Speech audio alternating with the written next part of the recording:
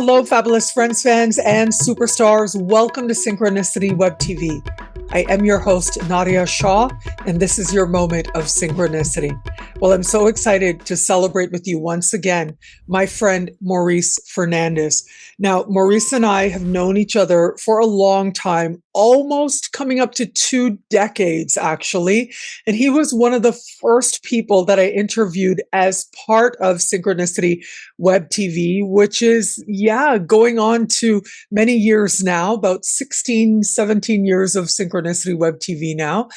But during that time, wow, has Maurice ever carved his space and come to shine very brightly as one of the world's leading evolutionary astrologers. He is the author of the book Neptune, and this is a book that I can't tell you how many people have raved to me about how much this book has meant to them to understand Neptune from that evolutionary astrology perspective. And so we are so fortunate because Maurice is actually coming back to Synchronicity University, but this time as part of his very own 5-week course to get you on track to understand your own evolutionary journey in 2025. That course is January 2025. And as this interview is publishing, you've got just a few days left to choose your tuition rate as low as just $5 a class. Now, I'll tell you, this is part of the mandate of Synchronicity University, which is to make quality astrology education available to the masses. And there is nowhere else on the planet that you are going to learn from Maurice at that rate. And so I'm so excited here today. We're going to talk about his course. We're going to talk about Neptune in Aries in 2025 and so much more. Maurice, welcome. Thank you for being here. Thank you so much. And definitely your work has prevailed and lifted astrology to so many people. And we mentioned that in our conversation, how astrology is such a gift and we need to do it justice. So a lot of very dramatic changes coming up in 2025. And we know things are changing on a global level, not, reflecting what's happening in the stars. And astrology is one of these gifts to help us understand the times so we can be aligned and make the best of it. So here we are. I'm excited about the course. I'm excited about just exploring the drama and the insights of Neptune in Aries. There's such soul in your work, Maurice. I think that's the thing because, like I said in the beginning, and I meant it sincerely, so many people have raved to me about your Neptune book. And I know that there are so many people who just are really in love with your work. And I think it's because it radiates from this place of soul and really having an honest intention of wanting to be part of people's evolutionary understanding. And I wondered if you could talk about that just a little bit. Like, what is it about that branch of astrology that felt like it called you, that had you diving into it so deeply? What has inspired you on your journey of evolutionary astrology? Well, I must say, from the very beginning, this is what was presented to me as an opportunity to learn astrology. So early on, I was exposed to understanding the soul journey, using astrology to ask those questions. Because astrology is a tool, it's part of nature in the greater scheme of things, including space and cycles. Just like we see the cycles of nature, we see the cycles of the planets. So to me, one of the captivating and magnetic aspect of this type of astrology is to get as much as possible to the bottom line of why. Why this life? Why this time? And even, when we, as astrologer, analyze a chart and unpack whatever we see, this aspect means, you're a gifted researcher, and that aspect means that you're very good at photography or whatnot. From an evolutionary astrology point of view, we try to go to the very fundamental question: why were you born with this chart? So why that date of birth? And knowing from that question that nothing is random, and that means that there is an intelligence in this universe. So we may know that it's there, but through this tool, I believe I found many meaningful answers to the why. So it can be, why am I here? But it can also be, why am I born into these circumstances? What am I meant to do in this life? So that soul journey goes beyond the psychology. We can understand ourselves psychologically, understand our tendencies, but what led us to this position, to this time, and to our leanings, is what fascinates me. What do you see the evolutionary symbolism in Neptune itself? Well, Neptune, and I associate Neptune with the sign of Pisces, as a modern ruler. So, in evolutionary astrology, we tend to use the outer planets as the rulers of the signs they're attributed to, because they represent, in a way, how we can evolve our consciousness. So all the way up to Saturn, we are establishing our lives in this incarnation, whether it's, the finding the resources, establishing safety, finding our goals and purposes. But then, we reach a certain point where it seems like, oh, I've done what I'm here to do. I have a job, I have a house, I have an income. I am fully into my purpose. But then the outer planet come in and they say, there's more to life than this. They expose the blind spots. They make us understand our limitations. And from there, the potential of growth. So each of the outer planets has a different trigger point. And each basically stimulates our consciousness in a different way.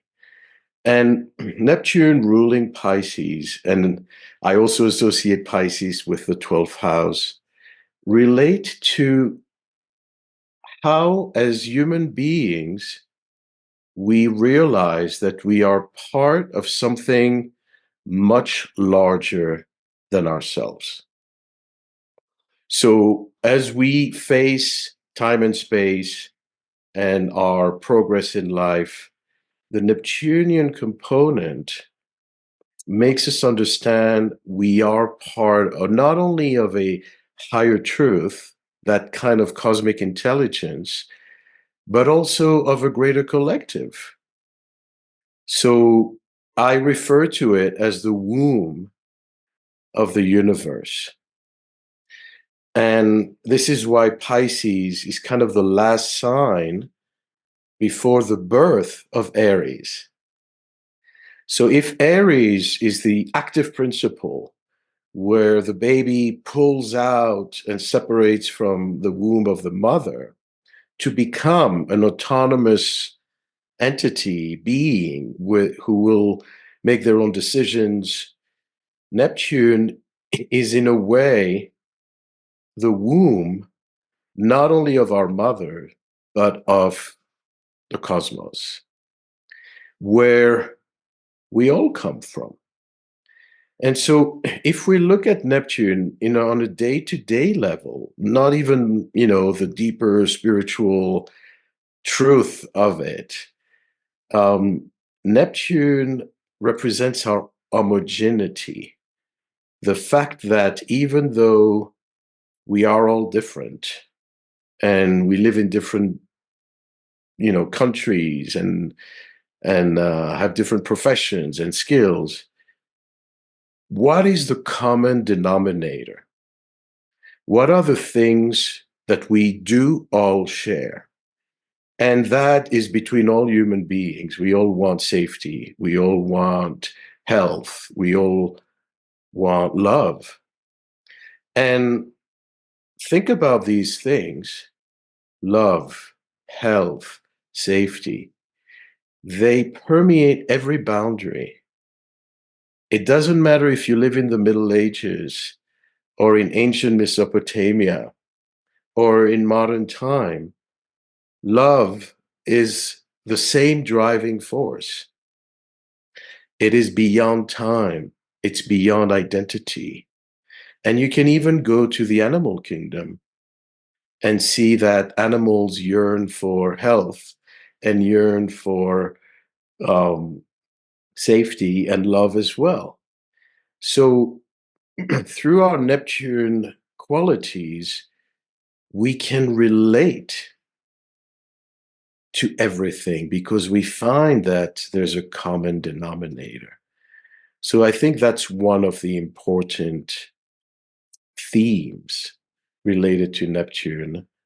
And one of the research I did for the book that, I eventually published in the book is that not only does Neptune, reminds us, this energy reminds us of our origins and of the fact that we all come from, that womb, but it's also our capacity to tap into collective consciousness. Because if we are part of this, thread of life, it also means we can influence it. We can touch it. And one of the functions of, Neptune that I've really advanced is that it can have a very practical application in the fact that Neptune can represent how professionally we can address a need that is public, that is touching everyone. So, wherever our Neptune is, whatever is in our 12th house or aspects to Neptune, can relate to the channels through which we can access the collective mind and address needs that everybody can resonate with. This is why politicians and people who have wide, I won't say appeal, because they're not always liked, but people who can reach the masses have prominent Neptune, have strong 12 houses and Pisces placement, because they need that channel to access the masses. And I would imagine a strong Neptune also gives people, you said access the masses. It's connection, isn't it? And it's also the ability for people to see maybe what they want to see. I mean, because I'm thinking I remember when Barack Obama was first elected back in 2008, which was right around the time when I first interviewed you, give or take. But I remember that he had like some really strong Neptunian energy playing out in his chart at the time. And people were literally like making this person into a savior. They were conceptualizing and making art as if he was going to be this savior type of person who was going to rescue the world. And it was all so Neptunian. And I know that there were astrologers at the time, and I believe that you were one of them as well, who was saying, hey, this is Neptune. This is Neptune. It doesn't necessarily mean that's actually what it is, but we are feeling so connected on that level of soul. And maybe I'm thinking that maybe it's because on a level of soul, we're all good, which is why on a level of soul, as people looked at him with all this Neptune shining forward, we interpreted that to mean that this person is good. What are your thoughts on that? Well, it's interesting that natally, he has a Neptune Sun square. And like you're saying, when he was elected, Neptune was on his ascendant. And definitely the savior, especially after we came out of the war in Iraq and kind of the mess of the previous administration, he was young and representing something new and a new paradigm. But there's something very humbling with Neptune, because among all the things we mentioned, if I spoke about Aries being the autonomy and, the taking charge of your destiny and your life, through Aries, you get in touch with your free will. But with Neptune, it's this global energy that is very, is part of fate. This interplay between what is larger than me and what is up to me is very complex. And this is so relevant to Neptune in Aries, because it's the blend of these two very different energies.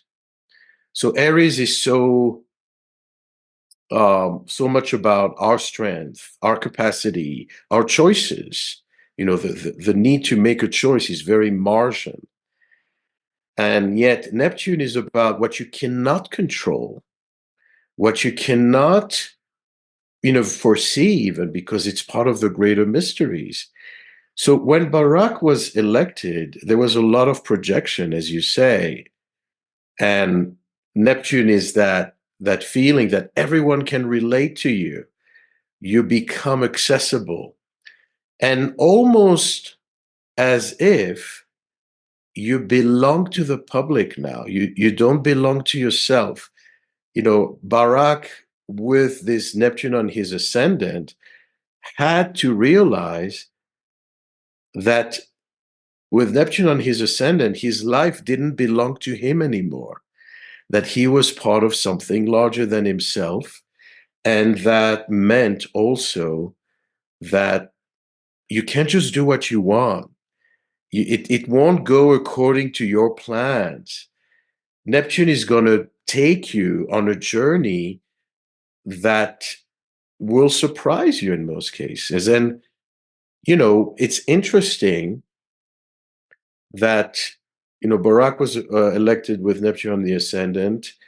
Biden, as a first senator in his 30s, was elected with Neptune on the ascendant. He was one of the youngest senator ever. And Neptune was on his ascendant when his life became public. And then he was elected as president in 2020 with Neptune on his IC. So, and he has Neptune on his MC natally, so you see that this is the channel where these folks in public office, whether it's political, whether it's the entertainment industry, need that strong Neptune to resonate, for people to kind of make an association, for people to relate to them. They need that energy. But I also want to stress out that, even those of us who are not so exposed to the public eye, we still have these faculties to touch the public. For example, you have your YouTube channel and you don't know who's watching. You don't know the names of all your audience. And so there's something very global and almost impersonal, but it happens thanks to those, forces. And so, yes, we are ahead of a very interesting time because Neptune is going to spend so much time on the 29th degree of Pisces, which happens to also be the North Node at the time. So we have Neptune on the North Node for 2-3 months in Pisces, and then it shifts to Aries, which is kind of another world point. It's the first degree of the zodiac. It's an inception point, a seeding time. So it's very dramatic. It's important. So, can we talk about that a little bit? I mean, of course, one of the things I love about my job is that I get to talk to the best astrologers on the planet, which is such a gift. And right now, I do have Neptune conjunct my midheaven, right? So, it's stationed direct on my midheaven. And so I found that intriguing. But then you stepped into that Aries energy, right? And I know so many people out there want to talk about that as well.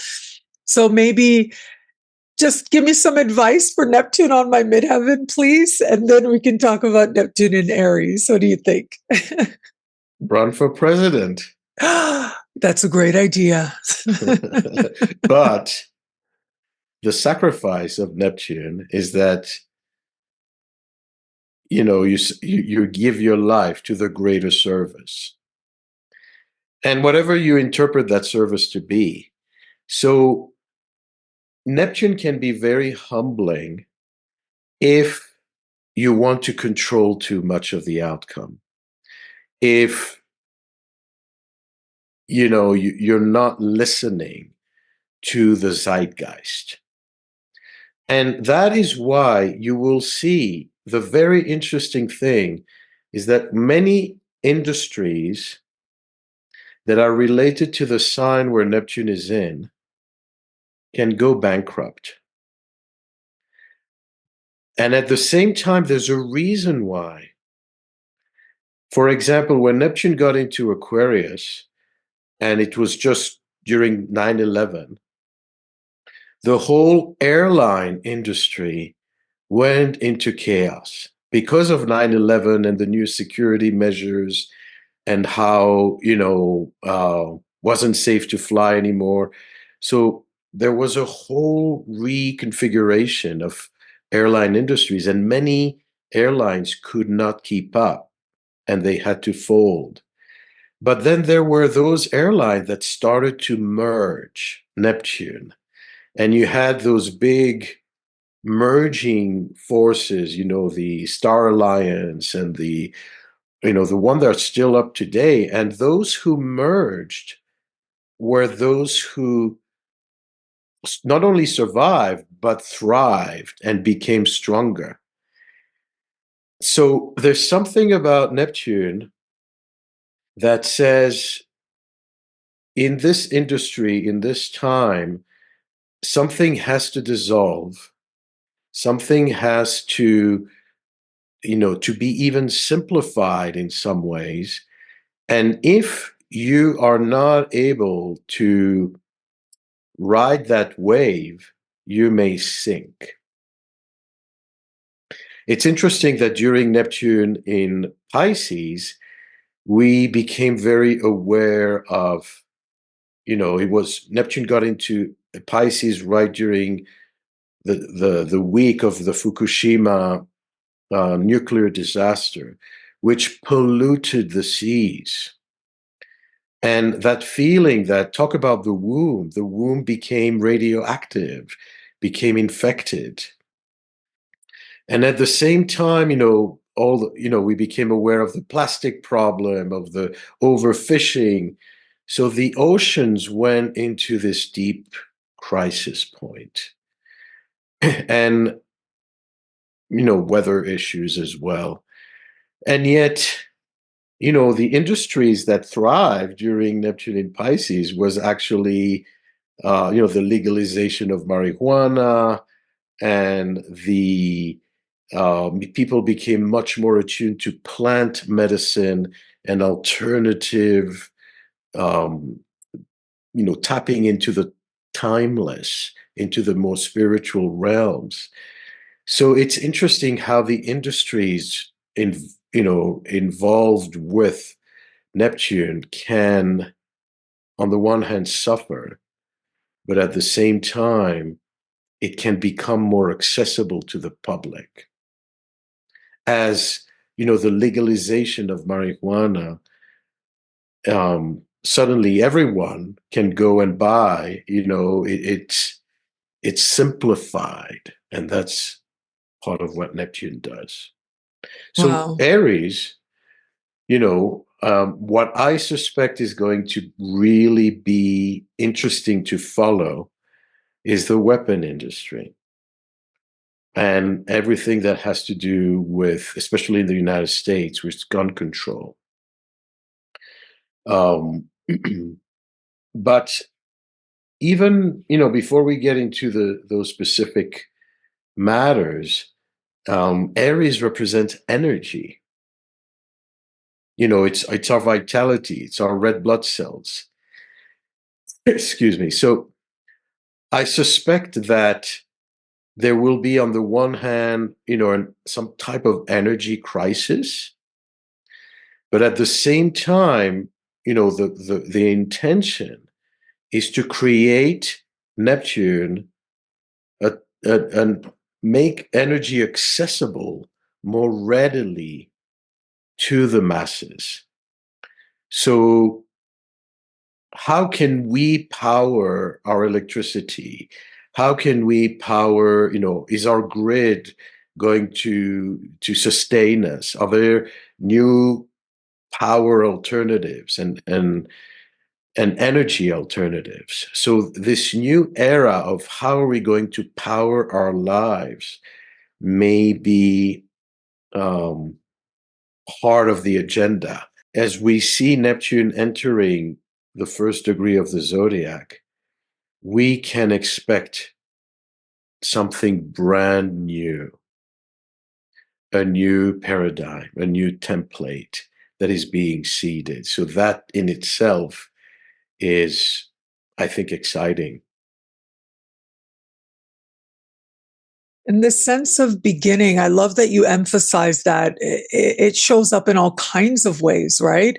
With breath but also with new chapters. How might humanity embrace a new understanding or new chapter that ultimately has to do with how we understand and integrate Neptune itself in our lives, individually, sure, but collectively as well, is very powerful to consider.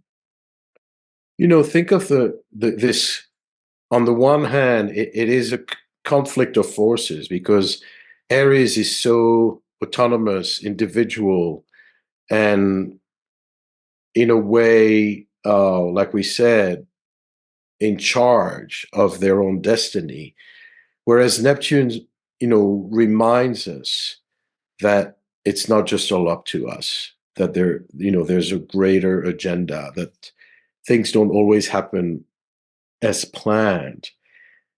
So one of the, I would say, spiritual messages of Neptune in Aries is really to understand how your personal agency, that Aries energy, how your personal purpose, how your personal vitality must serve a greater whole, must serve this unifying principle.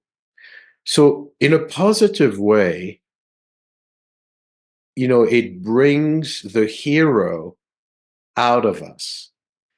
the spiritual warrior out of us, the warrior of Aries and the spirituality of Neptune, which, which basically means that we will feel that there must be a higher intent to what we want to do with our lives, that it's not just about survival, that it's not just about, winning a battle, but it's about the greater good, the battle of the greater good. Now, that in itself, if we speak about Neptune on the ascendant, it's have a similar energy to this Aries energy. So there will be many who will feel called to bring that higher meaning, not just to their lives, but for the greater whole. The risk, of course, there's always, as evolutionary astrologers, we always see what the lesson is and what are the shadow side that we must consider. Because if you understand the shadow side, you can prevent it or minimize it. So one of the risks is ideology, where people can become, in a way, kind of speak for God or do for God. And so it can elevate that sense of the spiritual warrior who is not really listening to the spiritual message. So it can lead to an intoxication. Now, let's go back in history a little bit. And people who revisit the previous time Neptune got into Aries, will feel a little bit concerned because it started with a lot of turmoil. And that was the Civil War in the United States. But think of what was behind the Civil War. It was liberation. So there were forces who did not want to see the change, who did not want, that kind of Aries new era of freedom and giving agency to those who were enslaved up to that point. And so the war had to break in order to advance freedom. So even though it's a little bit concerning that this divisive energy may lead to conflict, but we have to see that what prevailed was freedom, and that is an Aries message. It's a message of giving people autonomy over their lives. No one owns you. No one owns your strength. Slaves were used for their Ariesness, for their labor force, for energy. And so I think that under this cloud of pain and division, there was a very important and positive intention. Be able to recognize our individual agency is so powerful, but then also the limits of that, it sounds like you're saying, right? Because I love that more and more people than ever before live in peace and prosperity, and more people than ever before are able to live in a way that is true to themselves, where they feel like they can be themselves and know that they're okay.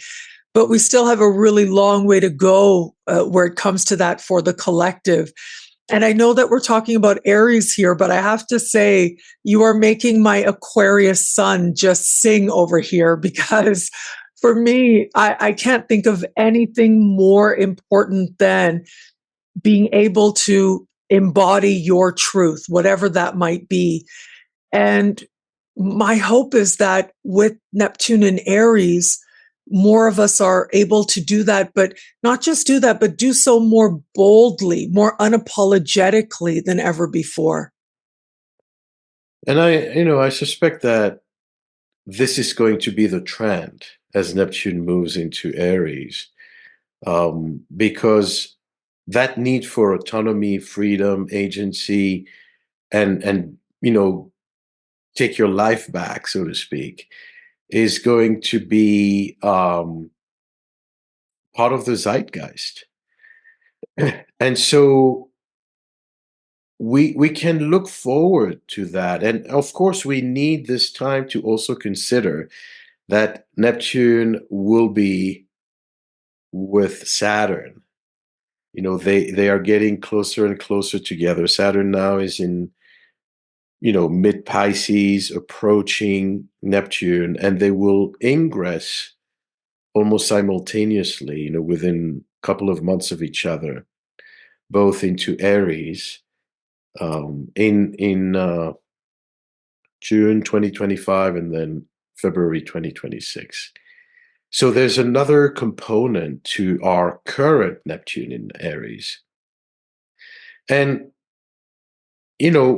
just speaking, I know not everyone is from the United States, but just speaking, because I use the example of the Civil War, in the Sibley chart, the IC of the United States is one Aries.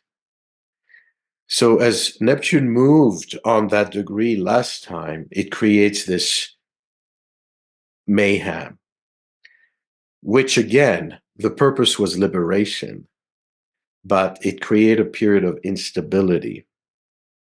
And I suspect that something very similar will happen again. And I use this example not only for the United States, because it could happen in different countries, in different parts of the world, where the freedom of one cannot be at the expense of other people's freedoms. This is part of what happened in the United States.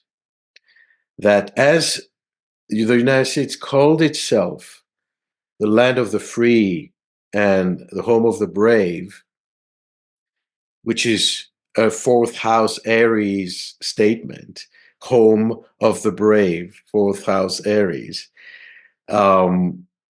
That sense of freedom was at the expense of the Native American and at the expense of the slaves.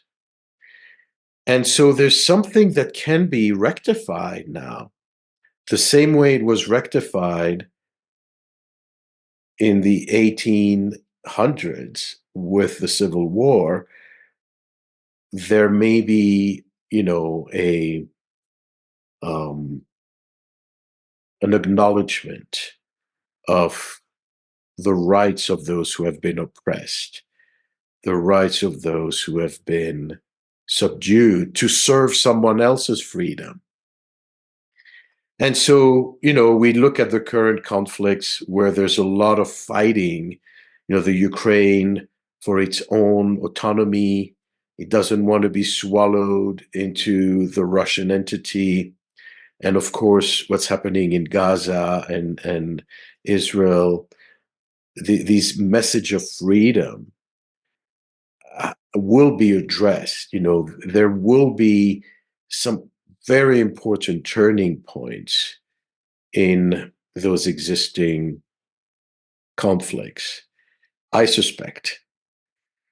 But I also feel that on a personal level, not just on a political level, but on a personal level, people will also be, like you said, more daring to say, I have to live this life more fully.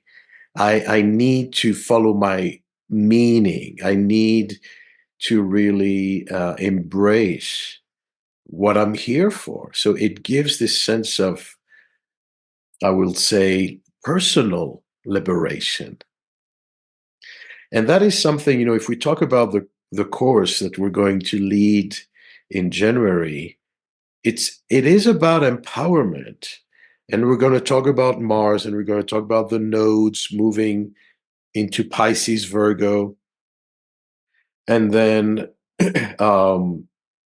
Pluto in Aquarius, how Pluto in Aquarius not only works as a force on its own, but how it will impact each one of us who is part of a different Pluto generation differently.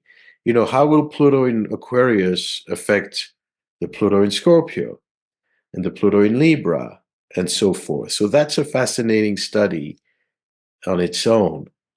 But what I want to say is that just like we're having this conversation, we understand the intention of this alignment. And when we understand the intention, we see the risks, how it could go wrong, as well as what is the higher purpose. And to me, that is empowerment, because that is a way to prevent, if you're aware of the negative, you can stop it on its tracks. It won't surprise you. It won't pull the rug from under your feet. That's Scorpio talking. Know the shadows so that they don't control you. Know the shadows so that they don't control you. That is a powerful consideration for sure.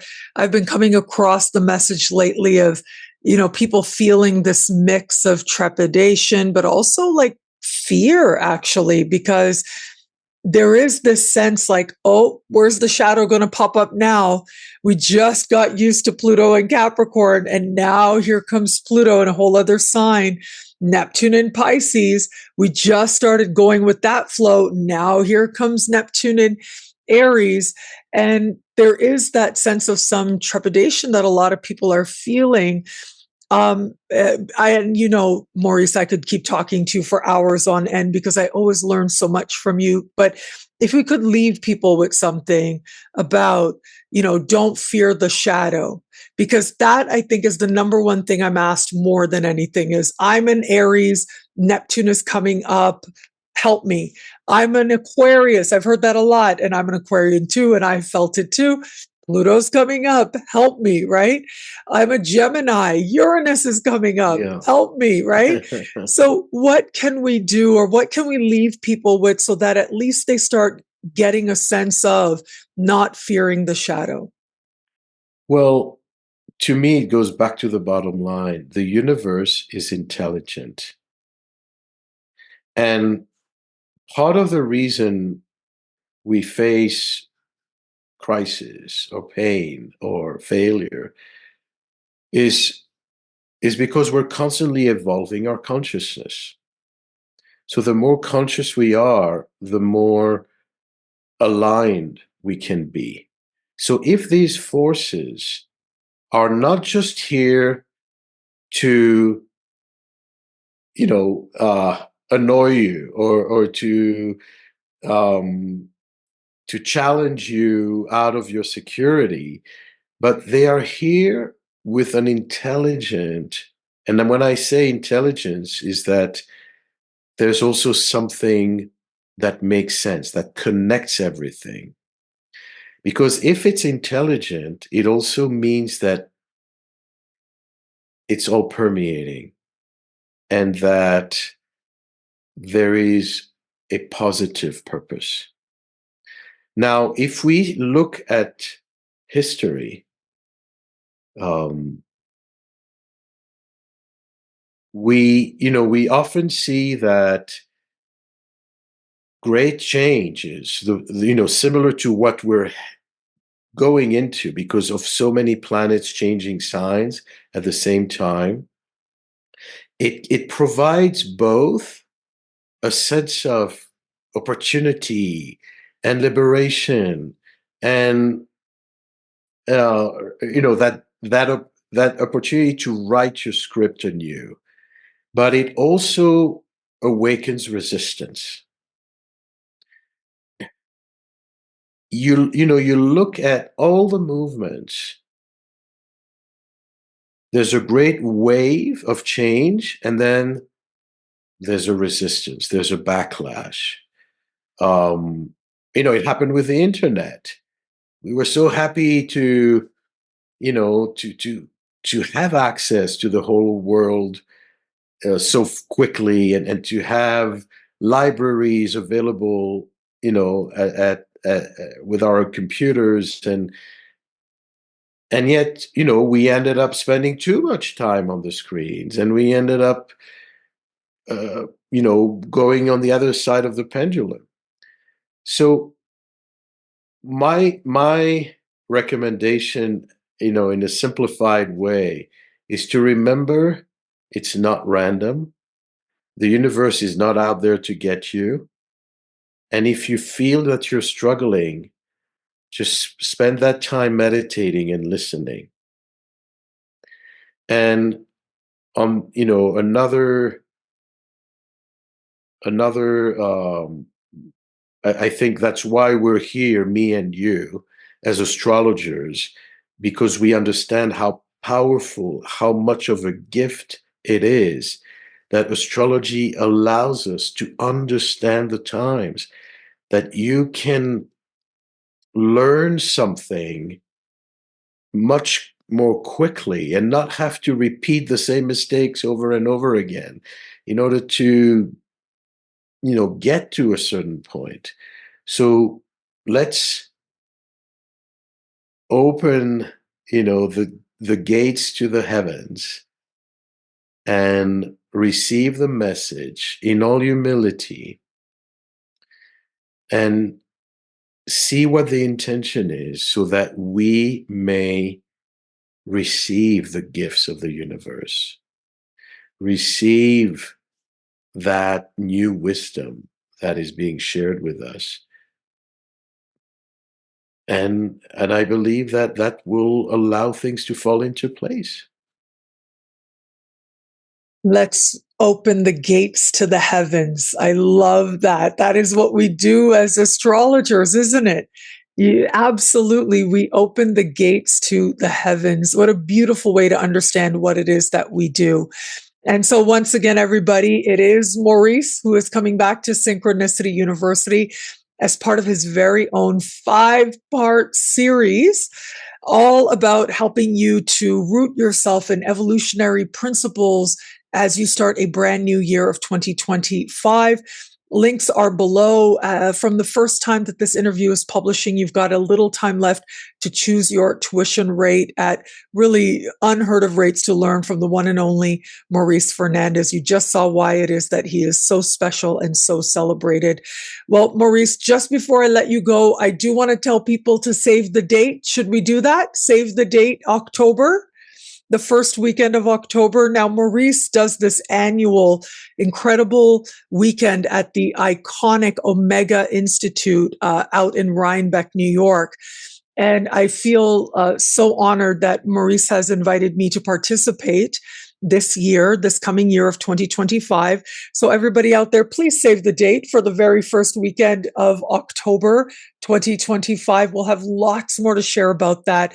And make sure you're following Maurice's Instagram, his newsletter, all of that, because he's sure to have a lot of details on that in the months ahead, as I will as well. But yeah, Maurice, thank you for seeing me as part of that vision. I'm really looking forward to that. Beautiful. It is going to be an amazing event. Omega is both stars and nature. And it's one of the only in-person large events of the year, at least in the United States. So it's exciting to not only learn online, but to also learn as a community, and in such a beautiful setting. Thank you so much, Nadiya, for being part of all this. I'm so looking forward to it. I'm going to tell you one little story before we go, and that is 20 years ago, before I was a professional astrologer, back when I was not even, and I didn't even have my dark night of the soul, because after the dark night of the soul, I came out the other side a full-time astrologer. But this was just before my Saturn return. And so we're talking 20 years ago, over 20 years ago now. Yeah, 20 years ago. I actually applied to Omega Institute for one of their scholarships for low income people. So if you didn't have the money, they would give you a scholarship so that you could attend one of their programs. And there's no way I would have been able to attend a program there had it not been for a scholarship that they granted me. And again, this is 20 years ago now. And for me to be back there, it'll be 21 years, almost to the date, 21 years that I will be back there. And this time teaching, it is so poetic. It is so deeply meaningful to me.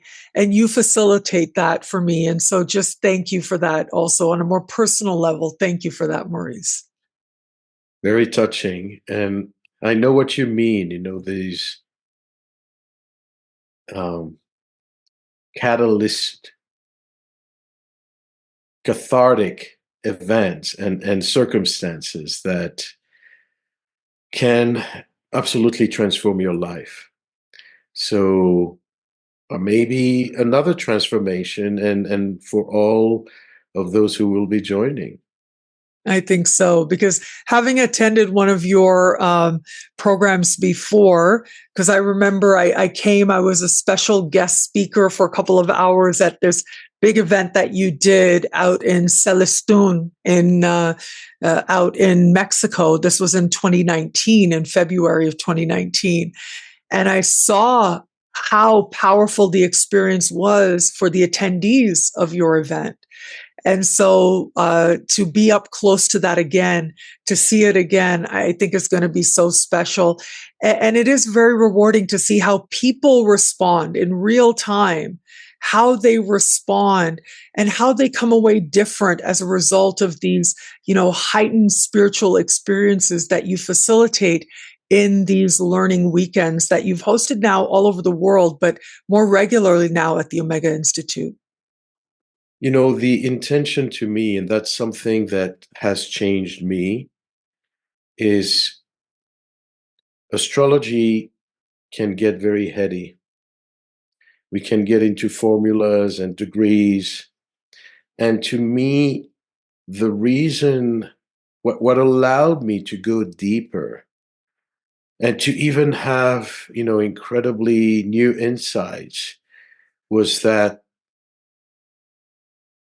facilitating for myself and for others an opportunity for a more holistic way of learning, which doesn't only involve intellectual, sitting down, taking notes, but being in a community, being out in nature, doing physical exercises, having conversation style meetings.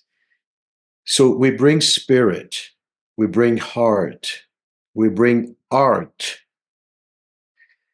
nature, and bright minds.